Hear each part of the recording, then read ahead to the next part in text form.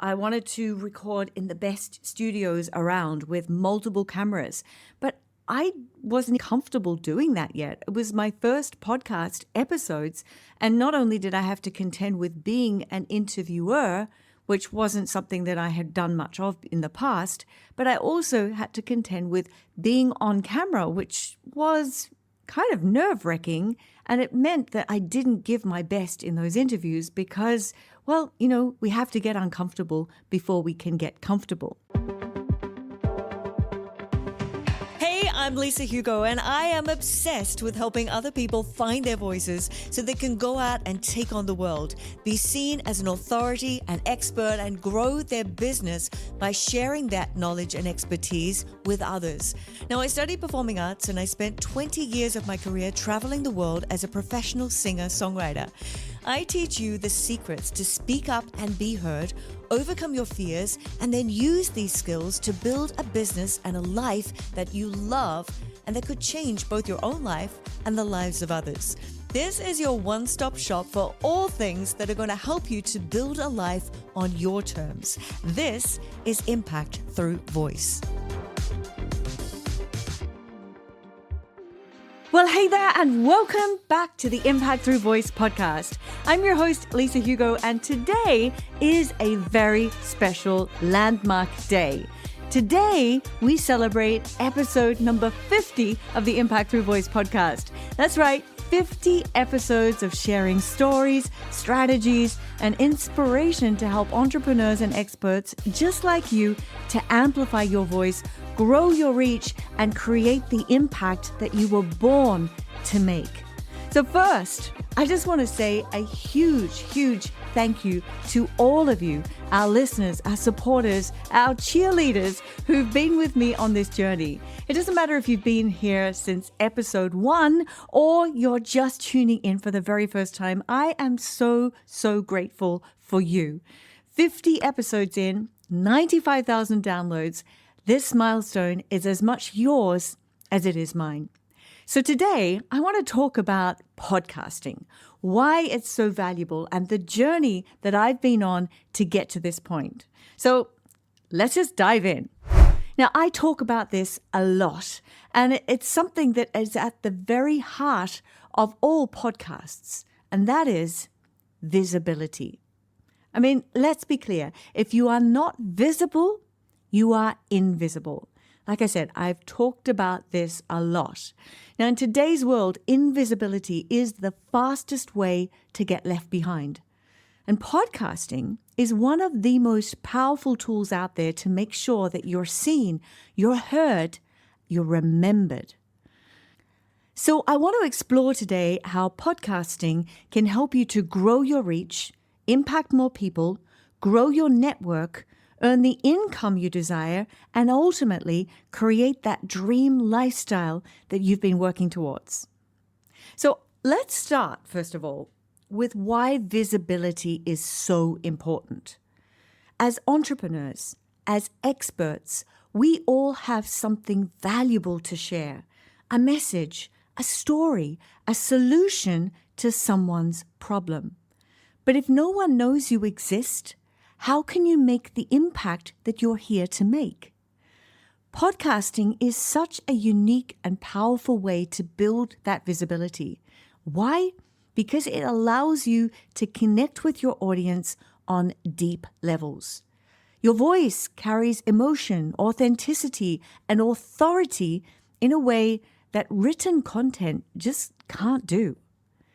When you show up consistently in somebody's earbuds, you're building trust. You're becoming a part of their routine, their commute, their workout. And that trust translates into opportunities, whether it's growing your audience, whether it's landing clients, or even creating partnerships with other experts in your field.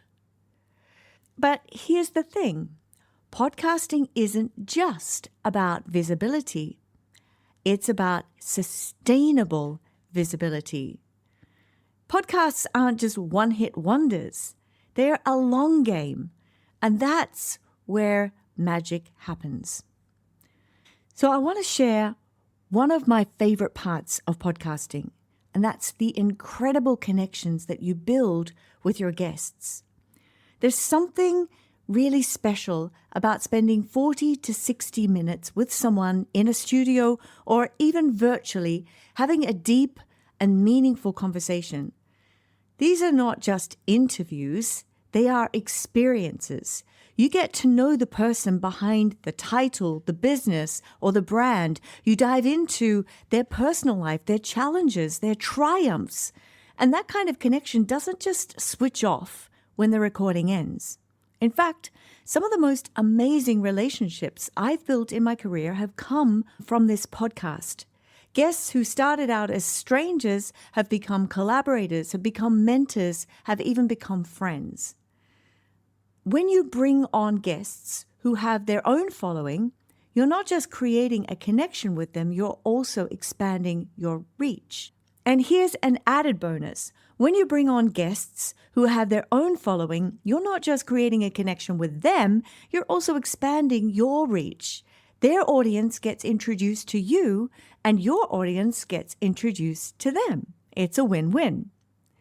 Podcasting is such a powerful networking tool because it's not transactional. It's not about pitching or selling. It's about having real conversations. And those conversations can open up doors that you never knew existed before.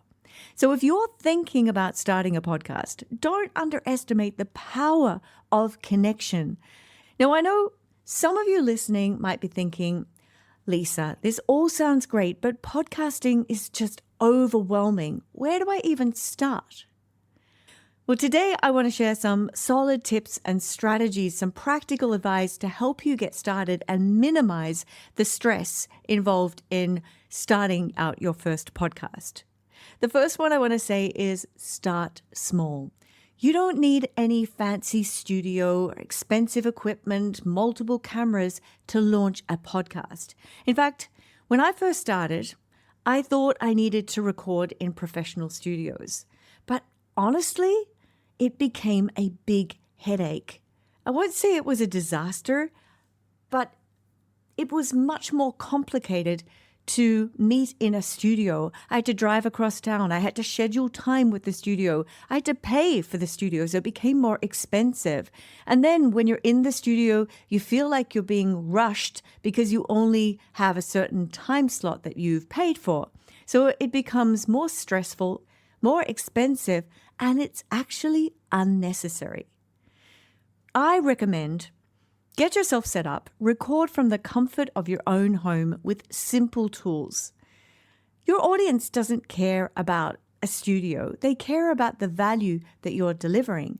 And honestly, most people, when they're listening to a podcast, they don't watch it. They're not going to sit and watch you having a conversation with a guest back and forth.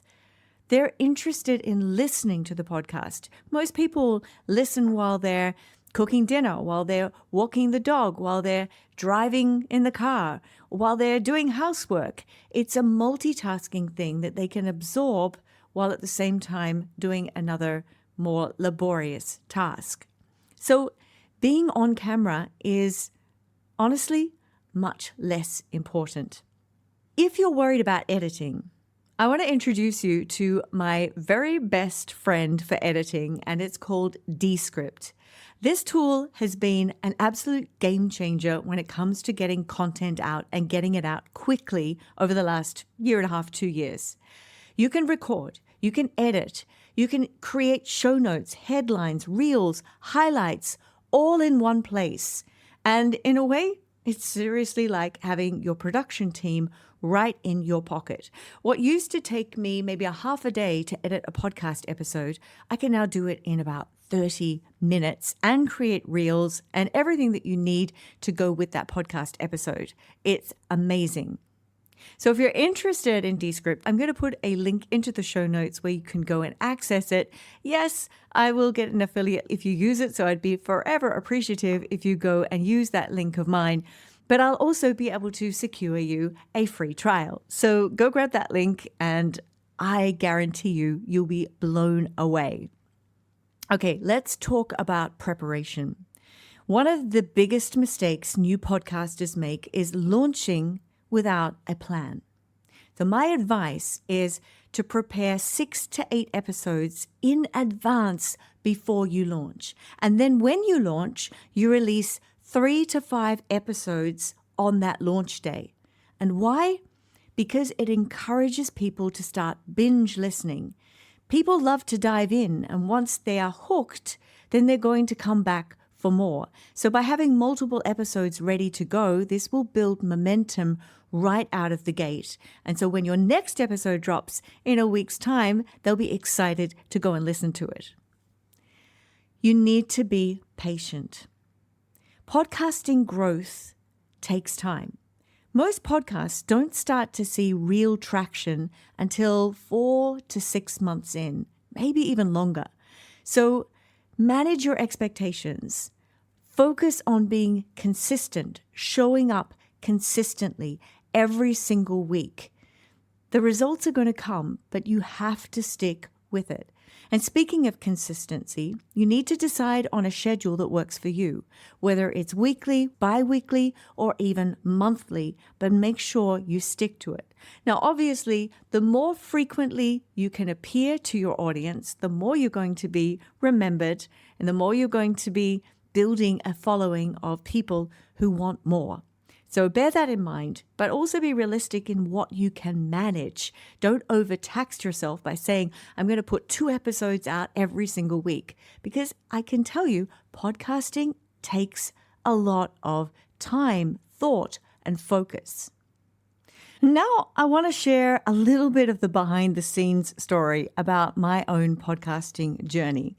Now, when I first started, I'm not going to lie, it was overwhelming, because I thought I had to be on camera and I wanted to record in the best studios around with multiple cameras. But I wasn't even comfortable doing that yet. It was my first podcast episodes. And not only did I have to contend with being an interviewer, which wasn't something that I had done much of in the past, but I also had to contend with being on camera, which was kind of nerve-wracking, and it meant that I didn't give my best in those interviews because, well, we have to get uncomfortable before we can get comfortable. So that's why I say to people, please don't worry about being on camera. Just get started. Be on audio first, practice your skills, and then if you want to transition to camera later on, when things are working, then by all means, go and do that. And I can tell you there was one time where everything went wrong. I had a guest coming into the studio and I was sure that I had booked the studio, but when I got in there, I found out that they had somebody else booked in for the studio and there were no other studios around or available at that time. So I then had to sincerely apologize to my guest. I had to ask them, would it be possible you can hang around for a little bit and then we can get the studio at this time? That meant we were late at night. We were rushing to edit the next day and then scrambling to get it uploaded before the deadline. I was exhausted. I was frustrated. And honestly, I was questioning if podcasting was even worth it. But that experience taught me 2 important lessons. First, you have to plan ahead. Make sure that you double check everything. Check in with your podcast guests a day in advance to make sure that they're cool with the time. Make sure that the podcast studio is booked. And always stay at least 6 weeks ahead on all of your episodes, because the minute you start getting behind, it just starts creating stress. And having that buffer of some extra episodes, if anything happens, if you get sick, you want to go on holidays, it's a real lifesaver. The second important lesson is done is better than perfect. Your audience doesn't need or expect perfection. They just need you to be authentic and to show up for them. So if you're feeling overwhelmed, take a deep breath, start small, plan ahead, and remember that it's okay to learn as you go. I mean, gosh, this entire year has been a massive learning journey for me. And if I look back now on the past 50 episodes, I'm going to say I'm so proud of the journey that this podcast has taken. And we've had some incredible guests. I can't name them all, but if I just think back on a few who come to mind, there was Devon Brown very early on, who is known as the world's best MC. And I was fortunate enough that he introduced me to the stage last year. And he talked all things public speaking and emceeing and confidence and being on stage and how to become a public speaker or an MC. And then there was John Penberthy, who was also on earlier in the year, who is my mentor. And he talked about digital marketing strategies. And these are the strategies that I've learned from him over the last few years and have helped me to build my business to where it is today. Then there's Dan Henry, who is incredibly well known in the digital marketing space and the funneling space. And he came on and shared some incredible insights about growth and mindset and how you think about pricing your products. Then to take a different direction, there was Sarah Brook, who inspired us with her story of resilience and reinvention in founding the Sparkle Foundation and helping the children of Malawi. Now, each of these episodes has been a reminder of why I started this podcast in the first place, to help you to amplify your voice and create the impact that you were born to make. So if there's one thing that I really learned over these 50 episodes, it's this. Success in podcasting and in life comes down to three things: consistency, patience, and growth. Consistency builds trust. Patience allows you to weather the ups and the downs. And growth happens when you show up, you learn from your mistakes, and you keep moving forward. I actually love that. Hashtag keep moving forward. And I'm always saying this to those who are in my coaching programs. Hashtag keep moving forward. So whether you're just starting your podcast journey or you're looking for ways to take it to the next level, remember this: you have a voice and your voice matters. Now, before we wrap up, I have a little surprise for you. In January of 2025, I plan to launch a brand new podcast course designed to help you go from having an idea to impacting with that idea and impacting with ease. So stay tuned for more details about this. I'm really looking forward to sharing it with you. And in the meantime, I'd love to hear from you. What's been your favorite episode of the podcast so far? Or if you're new here, what topics would you like me to cover in the future? Leave a comment, send me a message, write me a review. I read every single one, and your feedback really does mean the world to me. So thank you for celebrating this milestone with me. Here's to the next 50 episodes and beyond. And until next time, keep using your voice to make an impact. I'm Lisa Hugo, and this is the Impact Through Voice podcast. Thanks for tuning in to another episode of Impact Through Voice. Until next time, keep on working towards making a positive impact through your voice.